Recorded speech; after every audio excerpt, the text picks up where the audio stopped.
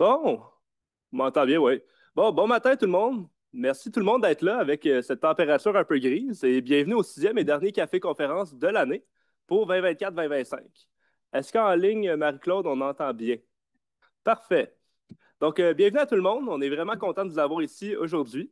Donc, les cafés-conférences sont organisés par trois organisations conjointement. En premier, on a l'IFC avec comme représentant aujourd'hui Nelson Tifo. Ensuite, de la Fort, il y a Louis Allard et moi-même. Et finalement, de l'UEFQ, nous avons François-Hugues Bernier ainsi que Marie-Claude Dussault.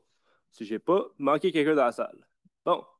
Donc, quelques messages en premier pour plus d'ordre général. Pour le monde en formation continue, le monde dans la salle, vous avez vu à l'entrée, il y avait une feuille à signer, donc assurez-vous de signer la feuille. Et en ligne, vous devez vous inscrire sur le site de l'ordre et assurer que votre nom est bien écrit dans le Zoom, donc que ça ne soit pas écrit iPhone ou le nom de votre petite fille. De cette manière-là, on peut s'assurer que c'est bel et bien vous et vous donner vos heures en conséquence. La période de questions va se dérouler à la fin de la conférence. Le monde dans la salle, vous auriez juste à lever votre main et on va vous amener un micro pour que le monde en ligne vous entende. Sinon, le monde en ligne, seulement levez votre main dans Zoom et on va lire votre question à voix haute dans la salle. Aujourd'hui, on a le plaisir de recevoir Élise Bouchard, ingénieure forestière, qui est doctorante en biologie à l'Université du Québec à Montréal. Elle a obtenu son baccalauréat en aménagement et environnement forestier ici même en 2017. Elle a ensuite poursuivi ses études au cycle supérieur à l'UQAM, où elle a réalisé une maîtrise sur la distribution mondiale des forêts et leurs traits fonctionnels. En ce moment, elle poursuit son doctorat en acériculture, portant sur l'érable à sucre et l'écophysiologie de sa sève printanière. Donc aujourd'hui, elle va nous parler de l'architecture des érables et son influence à la production de sirop. Elle va nous résumer les recherches sur les facteurs intrinsèques aux érables qui influencent leur rendement acéricole. Et je ne vais pas aller en détail sur sa présentation, parce que je crois qu'elle va faire un meilleur job que moi pour nous présenter ça. Donc, merci tout le monde et bonne conférence.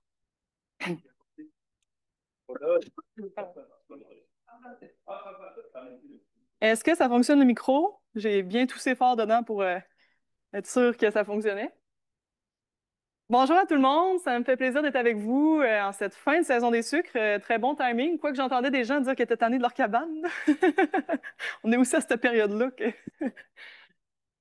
voilà, on passe à autre chose. Donc effectivement, je fais mon doctorat, c'est ma dernière année là, présentement, puis je travaille vraiment en acériculture depuis plusieurs années. Mm. En plus, je l'ai essayé tantôt, parce que j'ai dit, il y a toujours un moment malaisant que le présentateur essaie de faire fonctionner. Je suis placé. OK, ça fonctionne. On va faire une petite mise en bouche vraiment de base. Là, on va commencer par parler de coulée d'eau d'érable et de météo. Donc, je pense que c'est acquis pour tout le monde que ça prend des cycles de gel et de dégel pour que nos érables y coulent au printemps. L'érable au printemps, il n'y a pas de feuilles. Il faut qu'il ait recours à des processus un peu plus ingénieux pour faire bouger l'eau dans son tronc. Ce qu'il fait, c'est de l'air, en fait, qui est emprisonné dans ses fibres du bois. Et cet air-là va se comprimer ou se décomprimer avec la formation de la glace ou la fonte de la glace dans le bois. Donc, effectivement, on a vraiment besoin des gels, des gels pour que ça fonctionne. Il y a aussi les sucres dans l'eau, les fameux sucres qu'on va récolter, qui ont un rôle à jouer dans les mouvements d'eau. Parce que les sucres ne peuvent pas aller n'importe où dans l'arbre. Il y a des membranes qui sont sélectives. Donc, ça fait en sorte qu'on a des gradients de sucre, de concentration de sucre qui se forment à l'intérieur de l'arbre. Et c'est des forces supplémentaires qui vont venir influencer nos mouvements d'eau. Les sucres, on a raison de croire qu'ils sont un peu plus élevés, qu'on a des hivers qui sont froids. Simplement, c'est pas super bien démontré dans la littérature, mais simplement parce que ces sucres-là, ben, l'érable, ils les utilise pour se protéger du froid l'hiver. C'est des sucres qui sont des antigels pour ces cellules vivantes. Donc, on a des raisons de croire que quand les hivers sont plus froids, on en a un peu plus dans l'eau d'érable au printemps. Donc, je pense que tout le monde va être d'accord que c'est un système qui dépend beaucoup de la météo. Ce qui fait en sorte que c'est un peu inquiétant parce que c'est aussi, on pourrait dire que c'est très sensible au changement climatique également. Et là, à chaque année, dans les médias, on a toujours des dossiers qui sortent, surtout à cette période-ci de l'année. Puis là, je vous ai donné un exemple d'un dossier de Radio-Canada qui s'appelait Notre sirop d'érable en péril. Et là, en fait, il nous montre, c'est des cartes de niche climatique pour l'érable à sucre. Vous avez la distribution actuelle en gris, c'est où est-ce que c'est favorable présentement pour la croissance de l'érable. Les barres brunes, c'est les rendements sirop d'érable, donc les rendements régionaux. Puis vous pouvez voir qu'en ce moment, la distribution actuelle, ben, il y a une bonne adéquation entre les régions qui sont les plus productrices et l'endroit où est-ce que c'est favorable pour l'érable. Et là, j'ai fait exprès, je vous ai pris le scénario le plus pessimiste, là. Donc, si on fait aucune mesure d'atténuation pour les émissions de CO2, ça, c'est la niche climatique de l'érable à sucre d'ici la fin du siècle. Donc, c'est assez hallucinant. On est rendu dans la toundra. Puis, il y a des régions qui sont des grandes productrices qui sont même plus dans l'habitat qui serait tolérable. Donc, bon, ça reste très théorique, pardon. C'est des modèles de projection, ça dépend de beaucoup de facteurs, qu'est-ce qui va se passer réellement. Mais moi, je me mets à la place du producteur ou de la productrice qui reçoit ces informations-là dans les médias et je trouve que c'est un petit peu décourageant. C'est un peu décourageant parce que le producteur, il n'a pas de contrôle sur le changement du climat et c'est un petit peu une fatalité. Tu sais, quand on voit ça, bon, voilà, c'est ça qui va se passer. Mais là, j'aurais envie de dire, on va prendre un petit peu de recul puis on va aller voir l'impact du climat, vraiment, qu'est-ce qui se passe avec notre érable à sucre. Puis on pourrait dire, on va commencer par regarder tout le gradient latitudinal là, des États-Unis jusqu'au Saguenay. Il est où notre optimum climatique? C'est où qu'on a cet endroit-là que le climat est vraiment favorable pour avoir des rendements qui sont élevés en sirop d'érable? La DRF, il y a une équipe à la DRF qui a fait l'exercice, puis ça donne ça. Donc, vous avez les régions les plus nordiques, c'est les couleurs froides, les régions aux États-Unis, c'est les couleurs plus chaudes. Finalement, s'il y avait un optimum, on le verrait. On aurait un pic quelque part dans ce graphique-là. C'est en relation avec la température moyenne de la saison d'entaillage. Puis on a presque 15 degrés de différence entre les deux extrêmes, et pourtant, on n'a pas un endroit que le climat semble vraiment favoriser les rendements qui se démarqueraient des autres. Donc, le premier constat, c'est que présentement, on a beaucoup de facteurs qui influencent la variation de nos rendements qui ne sont pas nécessairement liés au climat, qui agissent à une autre échelle, à l'échelle des sites. Donc, une même latitude, deux sites qui subissent le même climat peuvent avoir des rendements qui sont drastiquement différents. Et même à l'échelle d'une forêt, on observe, quand on mesure chaque arbre individuel, on observe des différences de rendement qui sont assez importantes. Et là, juste pour aller un petit peu plus loin, une autre étude qui a été faite, encore une fois, par la DRF, et bon, on explique des choses par le climat, c'est certain, mais encore une fois, une des conclusions, c'est le gradient climatique qui n'explique pas à lui tout seul ce qu'on observe comme variabilité. Il y a une grande partie de la variabilité qui est à une échelle plus locale. Et ça, c'est un petit peu plus encourageant. C'est un peu plus encourageant parce que nous, comme aménagistes, c'est là qu'on a du pouvoir. C'est là qu'on peut agir dans la forêt pour optimiser les rendements, le producteur, la productrice aussi. Et moi, mes recherches, c'est vraiment à cette échelle-là que je travaille. Donc, j'essaie vraiment d'expliquer pourquoi vous êtes dans une forêt, puis vous avez deux arbres qui subissent la même météo, qui poussent côte à côte, et vous avez des rendements qui sont drastiquement différents entre les deux.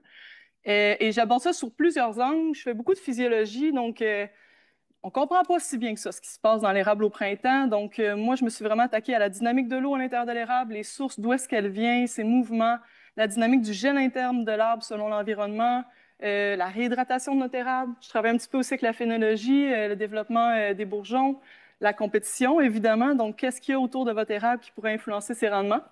Et finalement, l'expérience que je vais vous présenter aujourd'hui, qui est celle sur laquelle je travaille présentement. Donc, vous avez vraiment une primeur. J'ai présenté ça à mes collaborateurs la semaine passée. Vous avez vraiment une primeur aujourd'hui. C'est une expérience sur l'architecture des érables. Comment le look de votre érable va influencer ses rendements, que ce soit la cime, les embranchements, la quantité de petites branches, le volume de bois. Donc, on va regarder ça ensemble. Je vais juste prendre une petite gorgée.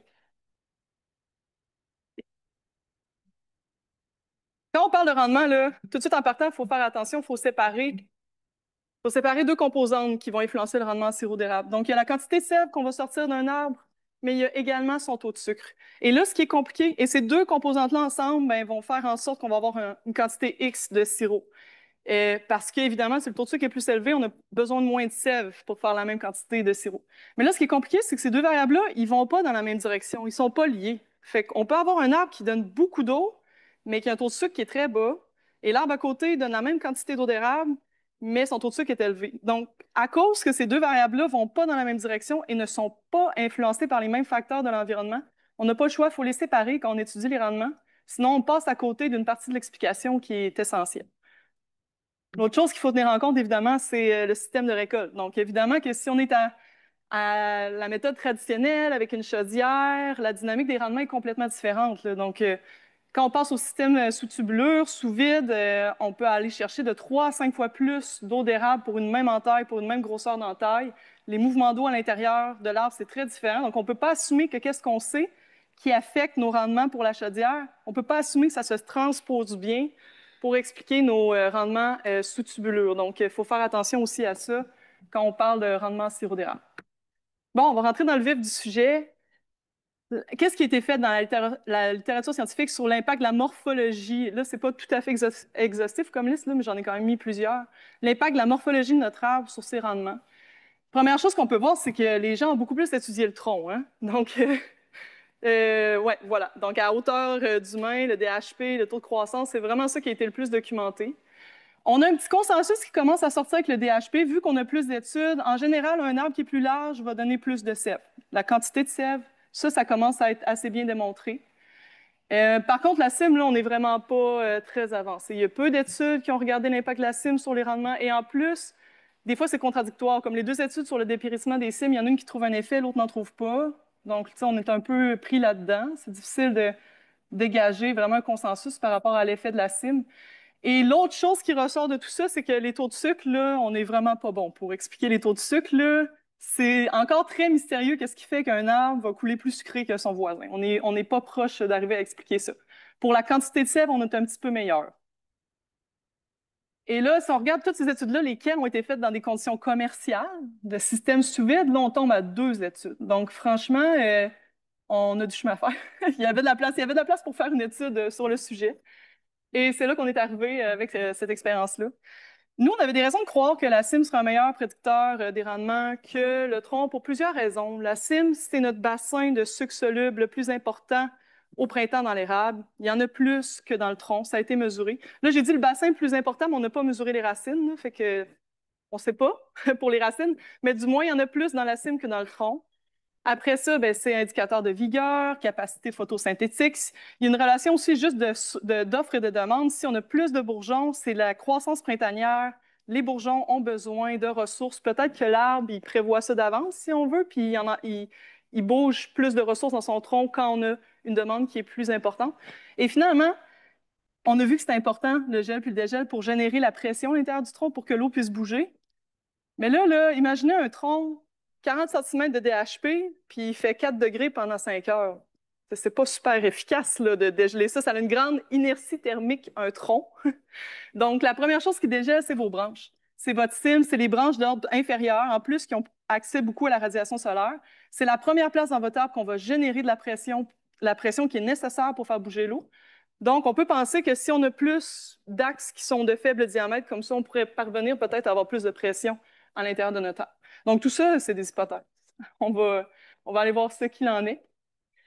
Donc, on a fait une expérience en partenariat avec le Centre Acer, avec du lidar terrestre. Et là, je dois quand même présenter Gauthier Lapac, qui est le postdoctorant qui a démarré l'expérience. Moi, je l'ai repris en cours de route quand il a quitté le doctorat. Et on a Bastien Lessigne aussi, qui est un expert du lidar terrestre et de l'architecture des arbres dans l'équipe, et évidemment nos collaborateurs du Centre Acer. On a fait ça à l'érablière expérimentale du Centre Acer à Saint-Norbert d'Arthabasca. On a choisi 40 arbres dominants, co-dominants. Le critère, c'était vraiment qu'ils soient le plus différents possible. Donc, en 1998, il y a eu le verglas qui a eu des impacts qu'on voit encore dans cette forêt-là. Donc, on a exploité ça, on est allé chercher toutes sortes de cimes. On a aussi utilisé le taux de fermeture des blessures d'entaillage comme un indicateur de la vitesse de croissance pour essayer d'avoir des arbres qui poussent lentement, des arbres qui poussent plus vite. Là, on est dans des arbres matures, donc des HP de plus de 40 cm et des hauteurs qui sont assez intéressantes aussi. Donc, on est vraiment dans cette catégorie-là d'arbres. C'est jamais évident de mesurer des rendements d'eau d'érable quand on est dans des systèmes sous vacuum. Donc là, qu'est-ce qu'on a fait? C'est on a utilisé des barils, un baril par arbre, on l'a connecté complètement étanche, puis on a fait passer le vacuum à l'intérieur du baril, ce qui fait en sorte que l'eau d'érable s'écoulait dans le baril tout au long de la saison. Puis à la toute fin de la saison, pour avoir le rendement total, on est allé peser le baril, estimer le volume. On a pris le taux de sucre, on avait mis des antiseptiques pour pas que les micro-organismes aillent dégrader les sucres en attendant qu'on aille mesurer notre taux de sucre. Et comme on n'a pas fait de sirop avec cette eau-là, on a utilisé des équations de conversion là, pour calculer à partir du volume puis du taux de sucre combien est-ce qu'on aurait eu de sirop potentiel. Le lidar terrestre, je pense qu'en foresterie, on commence à être assez familier là, avec le lidar. Là. Donc, c'est un appareil qui envoie des lasers et selon la vitesse, le délai que ça prend pour que le laser revienne, ben, il nous estime des distances et il va nous construire comme ça des nuages de points. Quand on travaille avec un lidar qui est terrestre puis qu'on veut un arbre en 3 dimensions, il faut faire plusieurs scans à différentes positions. On utilise des cibles qui sont géoréférenciées et à l'aide de ces cibles-là, après ça, on est capable de recombiner les différents scans ensemble pour finalement avoir un nuage de points qui est en 3 dimensions de notre arbre. Évidemment, après ça, il y a beaucoup d'étapes de nettoyage de nuages de points que je vais vous épargner pour aujourd'hui. Et voici ce que ça donne. Donc ça, c'est 5 arbres de notre étude. Et là, évidemment, c'est en 3 dimensions. Ici, vous les voyez en 2 dimensions, mais on peut tourner ça de tous les côtés, puis on a vraiment accès à toutes les parties de l'arbre. Qu'est-ce qu'on calcule à partir des nuages de points? Ça, c'est une vue aérienne d'une cime, là. Bon, la première chose qu'on a calculée, c'est le diamètre de cime. Et là, c'est vraiment un diamètre de luxe, là, parce que ce que ça fait, c'est que on a pris, dans le fond, chaque point autour de la cime. On a trouvé son plus éloigné équivalent de l'autre côté. Puis on a calculé le diamètre comme ça pour chaque paire de points sur toute la cime. Donc, c'est vraiment précis. On fait une moyenne après ça. On peut aussi avoir des surfaces projetées de la cime. On utilise ce qu'on appelle les enveloppes convexes. Une enveloppe convexe, là, vous pouvez imaginer une planche de bois là, avec des clous là, dedans, là, puis vous étirez un élastique, là, puis vous le laissez aller autour des clous. La forme que l'élastique va prendre, il va s'étirer juste sur les clous extérieurs, sans faire de creux, sans les mouler parfaitement. Mais c'est exactement ça que ça fait notre enveloppe convexe. Donc, elle va venir s'étirer sur les points les plus extérieurs de la cime, puis nous calculer une surface. On peut la faire en 3 dimensions aussi. C'est le même principe, c'est exactement le même principe. Et là, à ce moment-là, on estime un volume de cime. On est allé chercher aussi un volume de bois parce qu'on a construit un squelette pour l'arbre qui est constitué de multiples cylindres. Donc, à partir de ces cylindres-là, on peut estimer le volume de bois. Et après ça, on peut calculer des dérivés, donc un pourcentage de ramilles dans le volume du bois, par exemple. Bon, et là, c'est là que les choses se complexifient un peu. On a tellement de possibilités de ce qu'on peut calculer avec un nuage de points que j'ai eu de la misère, j'ai pas pu m'arrêter là, en fait. Parce que là, on pourrait se dire, ben peut-être que c'est vraiment juste les petites branches qui ont un impact sur le taux de sucre. Peut-être qu'on n'a pas besoin là, du tronc et des gros axes pour bien estimer notre taux de sucre. Fait qu'à ce moment-là, on peut appliquer des filtres qui vont venir enlever les axes principaux, puis on recalcule toutes nos variables, mais avec juste les ramilles. On pourrait se dire l'inverse, on pourrait se dire, ah non, mais c'est le contraire, c'est les gros axes qui vont générer la pression, il y a plus de bois, fait que j'enlève les petites branches. Fait que là, on peut appliquer un autre filtre qui va complètement enlever les petites branches et on recalcule toutes nos variables avec seulement les axes principaux. Donc, ça nous permet d'aller tester des hypothèses qui sont vraiment plus précises sur l'architecture de notre arbre. Donc, moi, c'est ce que j'ai fait. Je l'ai fait avec 5 catégories différentes. Là, j'ai donné des noms pour le besoin de la présentation, mais sachez qu'il n'y a pas une convention de qu'est-ce qu'une ramille puis un rameau. C'était juste pour que ce soit simple à comprendre. Ma catégorie qui s'appelle ramille, c'était vraiment des toutes petites branches. Donc, celles qui ont les bourgeons, les pousses de l'année précédente. Donc, j'ai seulement conservé ces branches-là. Ma catégorie qui se nomme rameau, j'en ai pris un peu plus. C'est encore des petites branches, encore des branches qui font de la photosynthèse, mais c'est juste que j'en ai inclus plus dans mon filtre. Ce que j'ai appelé les branches intermédiaires, c'est vraiment tout le squelette de mon arbre, toutes les branches de soutien. Donc, on peut avoir des branches de faible diamètre, mais elles supportent les ramilles. Ce ne sont pas elles qui font la photosynthèse. Les grosses branches, c'est vraiment mes axes principaux. Donc, le tronc, les premières déviations du tronc et l'arbre entier, finalement. Ça, c'était juste pour vous montrer vite fait de quoi ça peut avoir l'air. Donc, fiez-vous à la couleur de la catégorie là, pour voir c'est quoi qu'il faut que vous regardiez exactement sur l'image. Donc, ça vous montre un petit peu qu'est-ce qu'on sélectionne, qu'est-ce qu'on laisse de côté. Puis ça, c'est un exemple de filtre là, qui est basé sur les ordres de branches, mais on peut utiliser plusieurs types de filtres différents pour faire ça. Et là, un autre exemple, là, on peut recalculer notre surface de cime, mais là, tout d'un coup, on a des focus qui sont différents. Soit on la calcule par rapport à notre structure de soutien ou alors simplement par rapport au rameau, aux ramilles. Donc, ça donne des valeurs qui sont un peu différentes. Puis évidemment, ben, j'allais pas. Il fallait aussi que je calcule des choses un peu plus traditionnelles. Donc, la hauteur, la longueur du pied, le DHP, la croissance. On est allé avec plusieurs taux de croissance, soit sur un horizon de temps, parce que c'est plus lié à la vigueur de l'arbre, mais aussi sur des profondeurs vraiment courtes, puisque c'est la zone d'entaillage qui est accessible au printemps. Puis là, bon, on avait beaucoup de variables. Fait que la première étape, c'est juste de faire un peu de ménage dans ça, comparer les catégories. Ensuite, on est allé voir, explorer les grands axes de variation de nos arbres pour finalement essayer de bâtir un modèle qui serait assez bon pour prédire notre coulée. Ben, toutes les composantes, donc le taux de sucre, le volume et la coulée, finalement, le sirop d'érable. Voilà, donc on va embarquer dans les résultats. Le premier résultat pour moi qui était super intéressant, c'est que effectivement, c'est pas les mêmes variables qui expliquent bien notre taux de sucre que les variables qui vont venir expliquer la quantité de sève.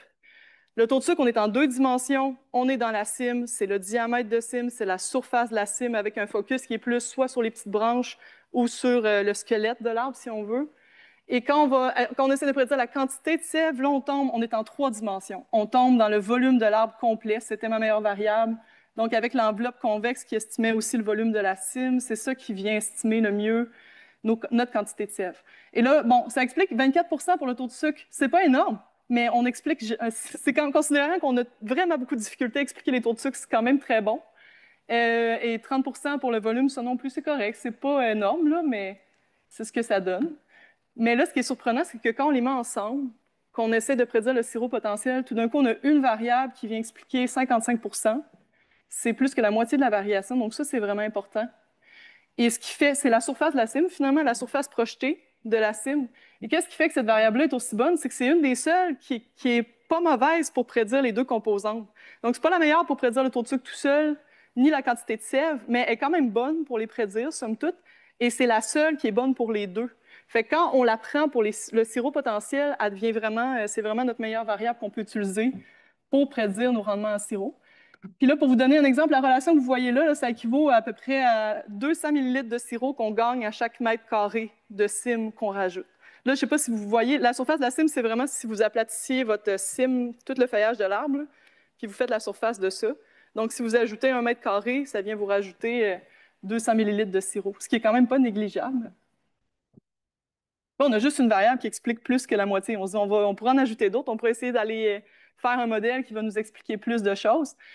Mais là, ça sert à rien. Ça sert à rien de rajouter des variables qui vont nous raconter la même histoire. Par exemple, le diamètre de cime puis la surface. Le diamètre, c'est sûr que s'il augmente, la surface augmente aussi. C'est des variables qui sont liées entre elles. Donc là, le but, c'est de trouver, on va essayer d'aller chercher des choses qui vont être complémentaires, qui vont nous apporter une nouvelle information pour expliquer notre sirop d'érable. Donc, la première chose que j'ai fait, c'est que je suis allée voir c'est quoi les axes de variation de mon arbre. S'il y a des axes de variation qui seraient complémentaires, finalement. Là, je ne rentrerai pas dans les détails de comment interpréter ça, mais ce qu'on voit, c'est qu'il y a deux grands axes de variation. Le premier, c'est on est dans la cime. Donc, toutes les variables de cime vont dans la même direction, elles expliquent un peu la même chose dans notre arbre. Et là, ensuite, on a un deuxième axe, que ça, c'est intéressant. Cet axe-là, il n'est pas nécessairement corrélé avec le premier, donc il vient ajouter de l'information qui est différente. C'est un axe qui est plus lié à l'accumulation de la biomasse. Donc, on tombe dans des variables comme le volume de bois, la croissance, la hauteur, le DHP. Et finalement, c'est ces variables-là qu'il faut aller chercher pour essayer d'ajouter de l'information à ce qu'on avait déjà avec la cime. Et j'ai fait de l'exercice. Écoutez, j'ai testé plusieurs modèles, j'ai utilisé des méthodes statistiques qui font des compromis entre la performance, la simplicité de mes modèles.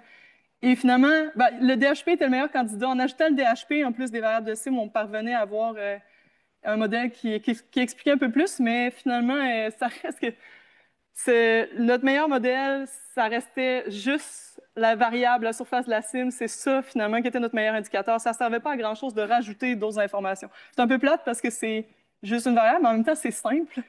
Fait que ça peut être bien pour quand on veut utiliser ça au terrain comme indicateur. Et là, juste faire attention, la surface de la cime est un très bon indicateur des rendements sirop, mais j'avais un focus soit sur les petites ramilles, quand on la calcule en prenant seulement les petites branches, ou alors en prenant le squelette. C'est les deux catégories qu'on avait des bons rendements avec cette variable-là.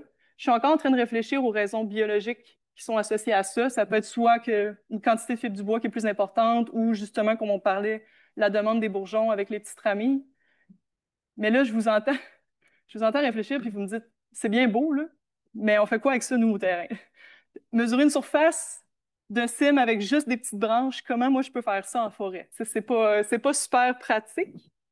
Donc, pour la présentation aujourd'hui, je me suis amusée à faire le test pour vous. Je suis retournée dans mes nuages de points, puis je suis allée calculer des choses qu'on est capable de mesurer en forêt, qui sont des méthodes plus conventionnelles de mesurer les surfaces de cime, les diamètres. J'ai comparé deux méthodes. Donc, la première, ça venait d'un guide américain. Je l'ai nommé la plus longue distance perpendiculaire, mais c'était pas vraiment. J'ai pas trouvé l'équivalent de nom en français. Ça se mesure à deux, donc il faut être deux. Et là, ce qu'on fait, c'est on commence par trouver l'endroit où est-ce que la cime est le plus large.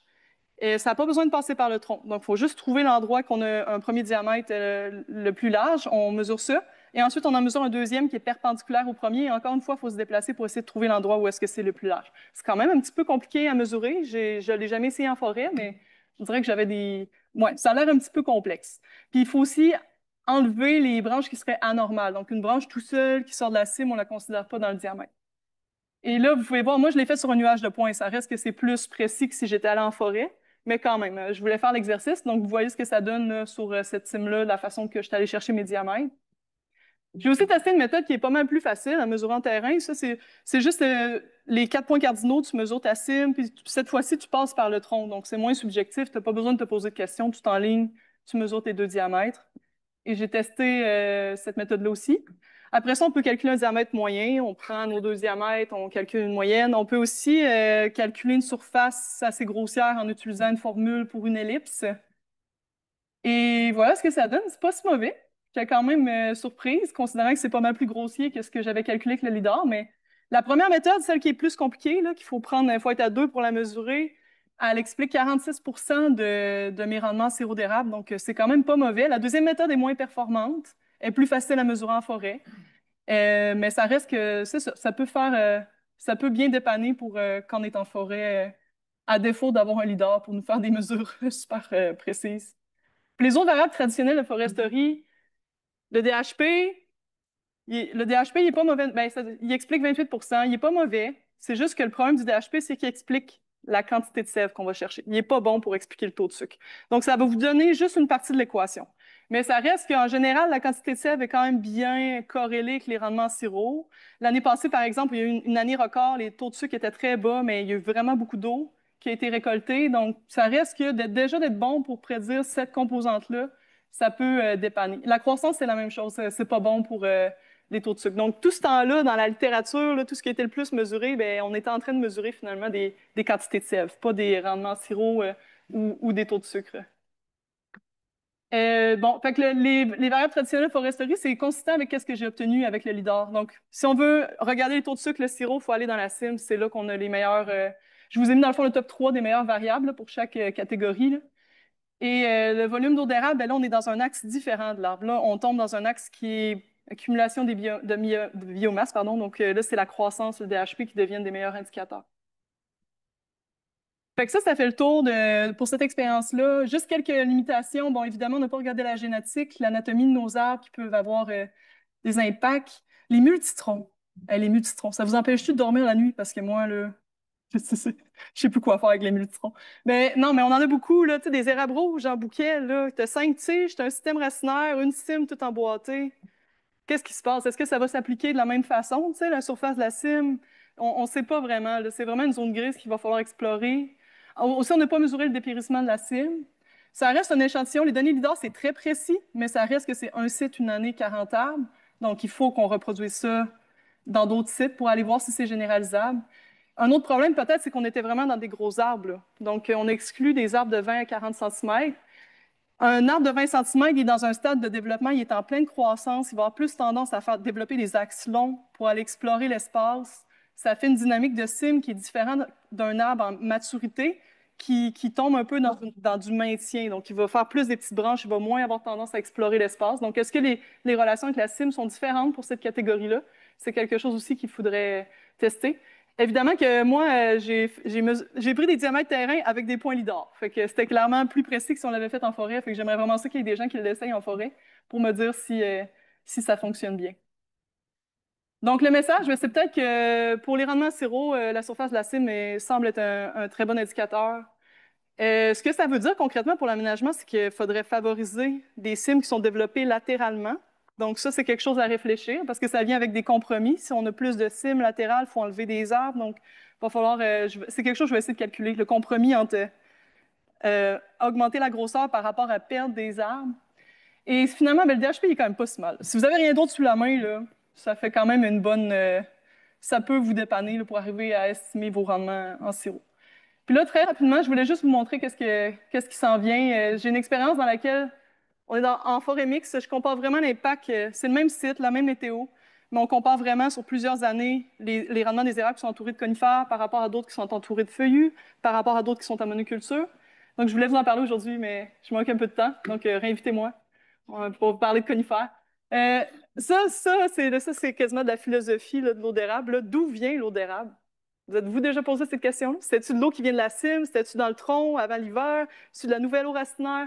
J'ai la réponse. Je vais présenter ça colloque d'ICEF et à Innovateur si jamais ça vous intéresse. C'est un article qui est terminé, il a été accepté, il devrait être publié sous peu dans New Phytologist.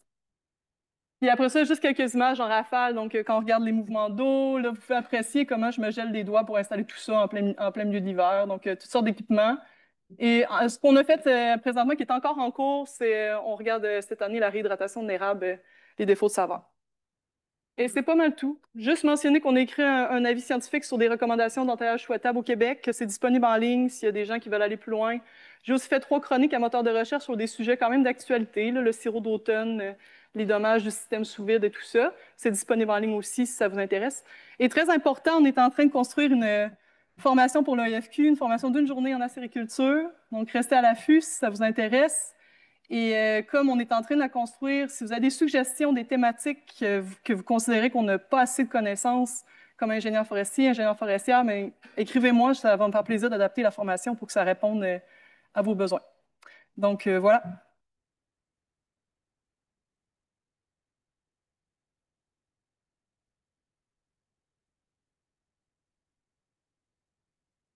Donc, merci beaucoup. Merci beaucoup, Élise. C'était très intéressant. Est-ce qu'on a des questions dans la salle ou en ligne?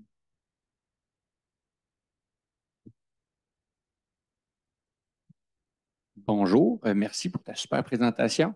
J'avais une question sur est-ce que tu penses que tes résultats là, que tu as faits, si je ne me trompe pas, sur des érables à sucre uniquement sont transposables aux érables rouges? Peux-tu me clarifier là-dessus un peu? Par rapport à la CIM, Oui. par rapport à toute la morphologie, c'est une bonne question. On ne l'a pas testé. Parce que tu Ben, c'était il y a juste des quelque chose, érables à oui, il y a sucre. quelque chose avec les érables rouges, c'est qu'il y a beaucoup de multitrons. Oui. Les érables rouges, là, surtout dans les régions comme le centre du Québec ou quand s'il y a eu des coupes à blanc, c'est souvent des. Donc, définitivement, je pense qu'il y a quelque chose à explorer de plus par rapport à cette dynamique-là. Mais est-ce que ça se transpose? Probablement que c'est similaire, dans le sens, je ne vois pas de raison biologique pourquoi ça serait différent chez l'érable rouge, mais il faut le tester OK, pour le merci. savoir. Quelque chose on est en train de vérifier entre érable rouge et érable sucre, c'est le développement des bourgeons et les défauts de saveur. Fait que c'est notre expérience qui sépare les deux là, présentement.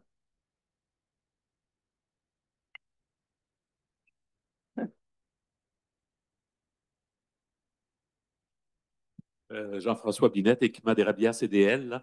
Euh, en quelle année s'est faite la collecte de données? Oh, j'ai oublié de le dire, hein, c'était en 2019. 2019. Ça fait longtemps. Une question simple. Mon directeur a dit que j'ai ressuscité cette expérience-là pour Pâques. Parce qu'elle était un peu tombée dans l'oubli.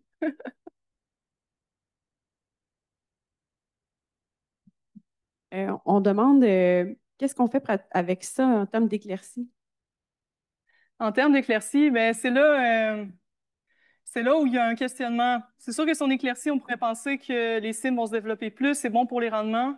Mais est-ce que le compromis entre retirer des arbres va être bon par rapport à gagner de la cime? Ça, c'est la prochaine étape. Je vais essayer de calculer ça pour savoir si c'est équivalent ou si on perd quelque chose à retirer des arbres.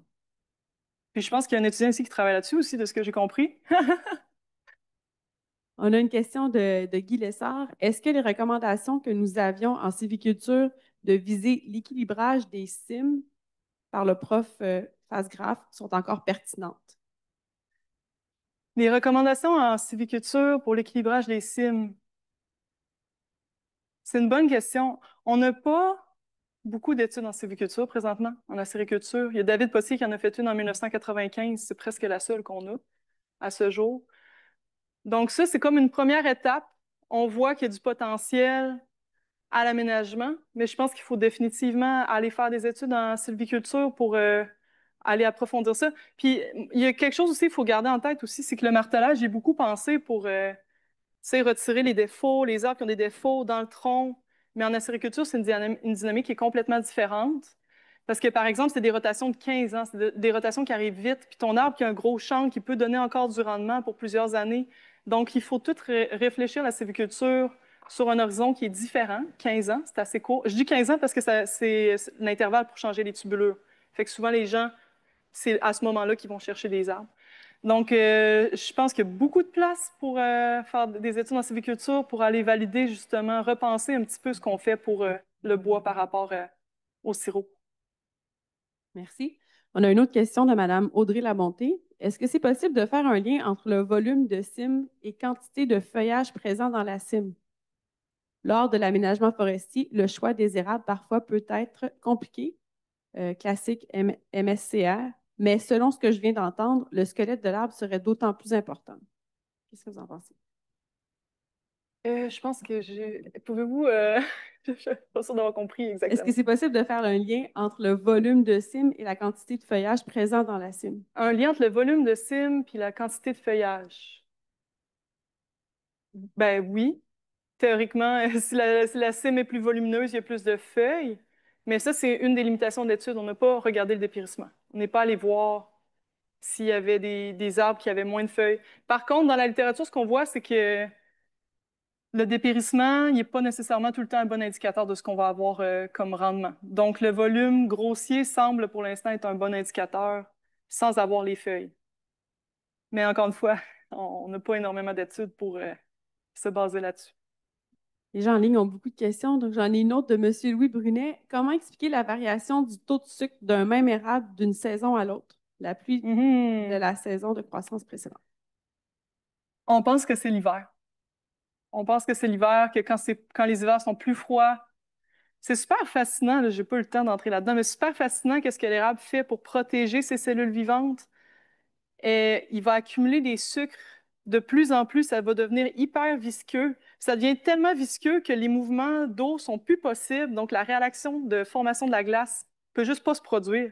Dans certains contextes, ça devient même de la vitrification, ce processus-là d'avoir tellement de sucre que la cellule végétale devient presque vitrifiée. C'est pas le cas chez les érables, mais tout ça pour dire que c'est ça leur rôle. Les sucres qu'on récolte au printemps, c'est ça leur rôle. Ils sont dans le xylème. Déjà là, c'est complètement anormal. Il n'y a pas de sucre dans le xylème d'un arbre d'habitude. Mais au printemps, ils sont là parce qu'ils ont protégé toutes les cellules de parenchyme durant l'hiver pour pas qu'elles gèlent, pour pas que la membrane... J'arrête pas de vous regarder hein, parce que vous dites les réponses des gens. Ouais. Donc, on pense que si les hivers sont plus froids, ils en ont besoin de plus et qu'ils vont en avoir plus en redistribution dans l'érable. Mais je dis on pense parce que tout est aligné avec la théorie pour que ça soit ça, mais j'ai pas, à ma connaissance, une étude qui a vraiment bien démontré que quand il fait plus froid. Quoique le savoir empirique peut-être des producteurs nous dirait que c'est moins sucré aux États-Unis qu'ici. Donc, il semble quand même avoir un certain gradient latitudinal qui est connu, mais il va falloir le démontrer. Donc, c'est ça. C'est les hivers froids. Une autre question de M. Nollet. Quelle est la meilleure période pour la production du sirop d'automne? Ben là, le sirop d'automne, je vais vous inviter à écouter la chronique, là. Le sirop d'automne, il y a beaucoup d'enjeux sur les blessures à l'intérieur de l'arbre. Parce que souvent, si on fait un sirop d'automne, il faut retourner percer une deuxième fois dans le même trou. Et ça, il y a une étude qui a montré que ça explose la quantité de bois mort. Donc, si on reperce le même entaille au printemps, après l'avoir percé à l'automne, ça ne fait pas l'équivalent de 2 blessures, ça fait comme l'équivalent de 3 blessures. Donc, c'est pas, on augmente beaucoup la quantité de blessures. En plus que souvent, ce qu'on récolte à l'automne, on ne le récolte pas au printemps. Ça vient diminuer nos rendements de printemps. Donc, le volume total, il n'est pas nécessairement différent, mais on est venu augmenter les blessures dans l'arbre. Donc, il y a quand même des choses à réfléchir par rapport au sirop d'automne. Est-ce que ça vaut la peine? Peut-être qu'on est plus dans le sud, dans les États américains, que la saison de printemps est vraiment courte. Peut-être que c'est plus pertinent. Il y en a qui le font aussi, qui font de l'entaillage hâtif. Donc, ça, c'est pas tout à fait la même chose. Ils vont faire seulement une entaille, c'est juste qu'ils vont la faire très tôt. Donc là, à ce moment-là, on a moins la problématique des blessures qui s'accumulent. Ça va diminuer un petit peu le rendement, mais pas tout le temps. Donc ça, c'est comme un entre-deux que les producteurs font parce qu'ils ont juste trop d'entailles. À un moment donné, percer 40 000 entailles, il faut que tu te prennes d'avance, qui est peut-être moins dommageable pour les arbres. Donc, ma réponse courte, c'est le sirop d'automne. Faut prendre le temps de se renseigner parce que dans certains cas, ça peut être assez dommageable pour les arbres, pour la durabilité à long terme. Monsieur Aymon aimerait savoir si vous avez pris en compte des éléments physiques comme le versant, le type écologique. Non. Déjà, on n'a pas pris en compte la météo parce que c'est le même site et ils subissent toute la même météo. Et le but de l'expérience, c'était vraiment justement qu'on regarde juste l'arbre, qu'on vienne voir combien est-ce qu'on peut expliquer seulement en utilisant les caractéristiques de l'arbre. Après ça, c'est comme des couches qui se rajoutent. Après ça, tu as le sol, après ça, tu as ce qui l'entoure, après ça, tu as la météo. Donc, je pense que on était sur une couche là, vraiment centrée sur l'arbre, mais dans d'autres études, en fait, l'étude que la compétition sur les conifères que je vous ai parlé vraiment brièvement, dans celle-là, on a la quantité de lumière qui atteint le tronc, on a des analyses de sol, on a des mesures de cime, de tronc. Donc, cette étude-là est plus à cette échelle-là que le monsieur mentionne. Là, on va vraiment regarder l'impact des conifères, l'impact des feuillus. Est-ce qu'il est via l'interception de la lumière? Est-ce qu'il est via l'acidification du sol qui, elle, va impacter la croissance? Donc, on va vraiment aller voir les cascades d'effets causaux. Donc, restez à l'affût.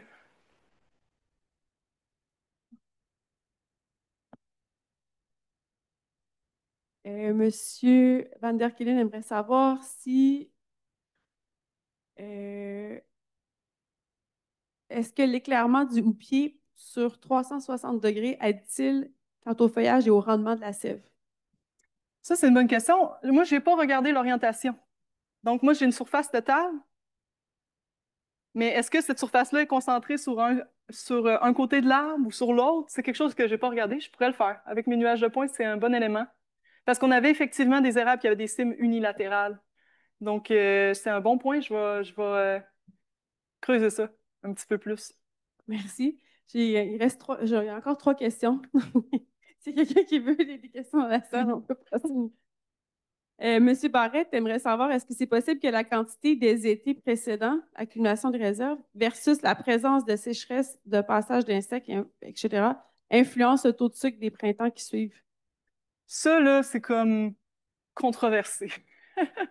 On a des débats entre collègues, là. Euh, il y a quand même plusieurs études qui montrent que si tu mesures les réserves à l'automne de ton arbre, ça influence. Dans le fond, un arbre qui a plus de réserves à l'automne n'aura pas nécessairement plus de sucre dans son. Le taux de sucre au printemps, ça semble vraiment être lié plus protection hivernale. Ça semble pas être lié à une relation directe avec les réserves. Donc, pour ce qui est des stress, la défoliation, tout ça, dans les études, on peut pas.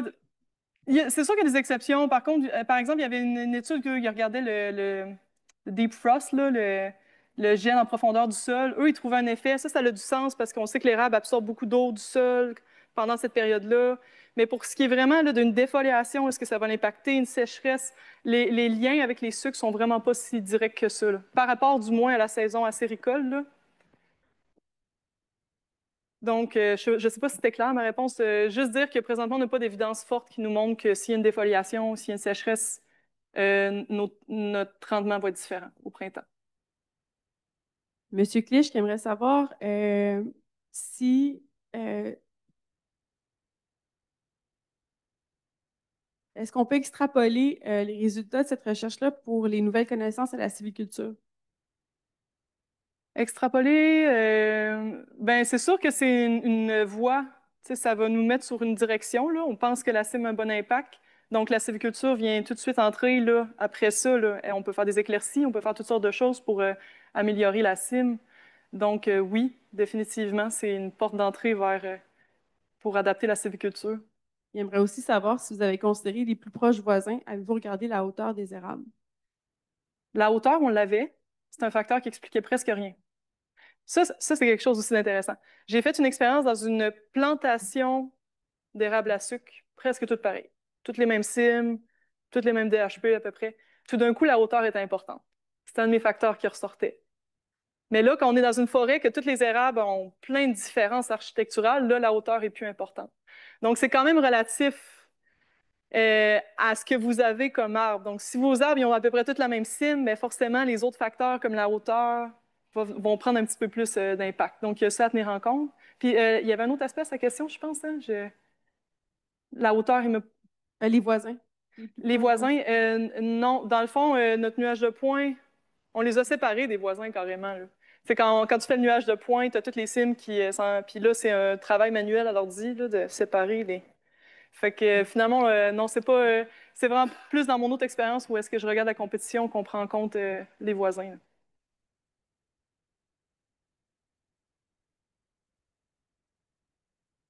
Claude Dufour aimerait savoir, est-ce que les travaux de Dr. Perkins au Vermont ont travaillé sur ce sujet d'étude? Si oui, est-ce que ça va dans le même sens? Perkins, non, je n'ai pas souvenir qu'ils ont une étude vraiment liée sur la morphologie. Il y a un petit problème avec ce qui a été fait au Vermont, c'est que c'est rarement publié, hein. C'est souvent dans le Maple Digest, qui est comme un journal public, ou des rapports internes de la USDA, fait qu'on n'a pas toujours accès non plus à tout ce qu'ils ont fait. Ils ont fait énormément de choses. Mais vite comme ça, dans la littérature publiée, ce qui a été fait, il y a un rapport du Centre Arcer qui a été fait avec 300 arbres sous vacuum. Ça, c'était vraiment un jeu de données intéressant. Aux États-Unis, ils ont regardé les blessures à l'intérieur des arbres. Donc, ma réponse rapide serait que non, je ne pense pas qu'ils ont quelque chose de publié à ce sujet-là.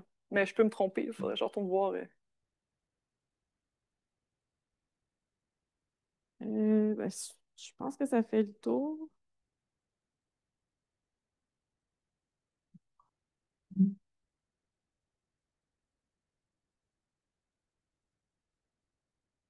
Bonjour. Je me posais la question, tu sais, tant les trucs de vieux mononcle qui entaillent aux chaudières que tes résultats pointent vers on fait les plus gros arbres possibles pour avoir le plus de rendement possible. Par contre, c'est difficile à concilier avec, mettons, le maintien d'une structure équilibrée.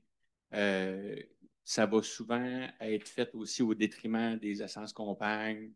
As-tu une opinion là-dessus sur comment concilier, dans le fond, l'optimisation du rendement acéricole, mais avec le maintien d'une érablière en santé saine qu'on pense qu'il va avoir le plus de chances, entre autres, de toffer les changements climatiques, puis d'avoir aussi un rendement relativement constant dans le temps et non pas d'avoir des épisodes de boom and bust là, de rendement. Pour ce qui est de la diversité en érablière, moi, au contraire, je vois une belle ouverture avec ce résultat-là parce que ça a été démontré que la productivité d'une forêt en général est plus élevée quand c'est diversifié. Donc, il y a plus de biomasse quand tu as plus d'espèces différentes. Puis ça a aussi été démontré qu'une grande partie de cet effet-là est causée par une complémentarité des cimes. Si tu mets toutes des érables ensemble, ils ont le même type de développement architectural, ils vont développer la cime à la même hauteur, de la même façon, ils vont se compétitionner plus fortement que si tu as une espèce différente, qui a une cime qui va se développer d'une façon qui est un petit peu différente. Donc ça, c'est démontré qu'il y a un effet de complémentarité quand tu mets des espèces différentes. Donc moi, je vois ça en fait positif, ça montre que ça peut favoriser en fait la cime de ton érable si tu mets une espèce compagne avec. Par rapport au fait que par rapport à avoir deux érables côte à côte, qui vont être beaucoup plus à la même endroit dans l'exploration de l'espace, qui vont se compétitionner plus. Ça reste qu'à chaque fois qu'on rajoute des espèces compagnes, qu'on fait des érables plus gros, on enlève des entailles. Donc, il y a vraiment un compromis là, que je vais essayer d'explorer un peu plus pour voir combien qu'on gagne par rapport à perdre quelques individus. C'est la prochaine étape.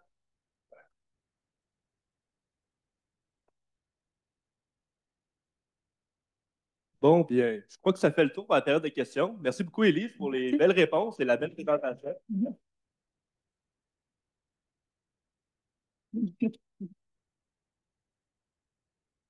Donc, ça fait le tour pour notre série de café-conférences de 2024-2025. Merci à tout le monde qui sont venus tour après tour. Donc, notre prochain café-conférence va être en novembre prochain, je crois, le 6 novembre. Puis on va repartir pour notre prochaine saison avec un autre 6 café-conférences. Donc, comme à chaque conférence, on a un petit cadeau pour notre conférencière ou conférencier qui va être présenté par Nelson Tifo. Donc, merci beaucoup, Élie, et on se revoit en novembre prochain.